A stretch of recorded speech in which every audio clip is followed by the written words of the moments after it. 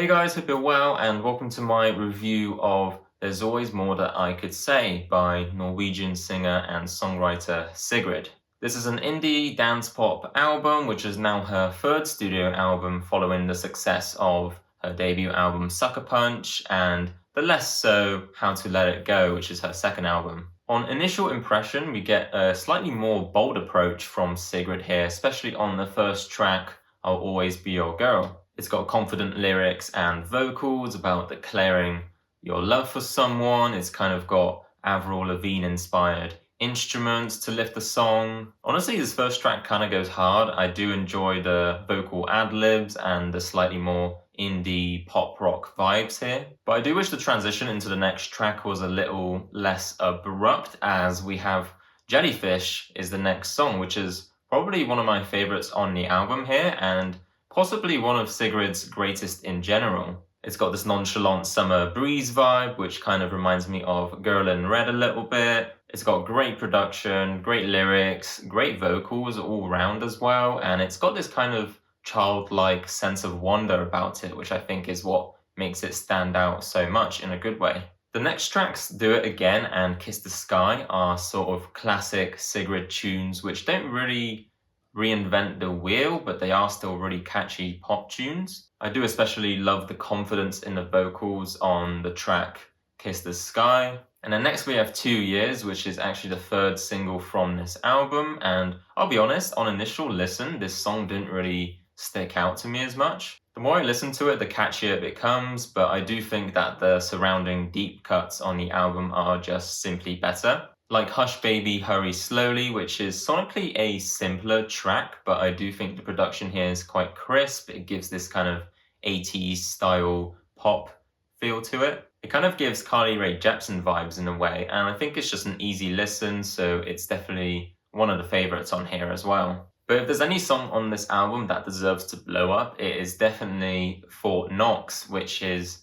just an infectious track. It's got a great hook. Sigrid was certainly not afraid to think outside the box a little bit on this one. It does feel a little bit abrupt when you switch to the title track next. I do feel like this album could have benefited a little bit more from some song transitions or maybe a slight rearrangement of the track listing. The title track is this sort of piano ballad type song, which unfortunately amongst the sea of upbeat pop bangers, it just does not stick out as much. Though I will give credit, the vocals on this song are very nice as always. Have You Heard This Song Before is easily another one of my highlights. It's got this sort of hopeful and ethereal feeling behind it. It's about a new spark and connection. It's just a nice summer tune with some really great production on here again. It's the longest track on the album, but it really doesn't feel like it. And then the final track, Eternal Sunshine, is not a Ariana Grande cover, but a nice, light-hearted and loving track to close off the album with.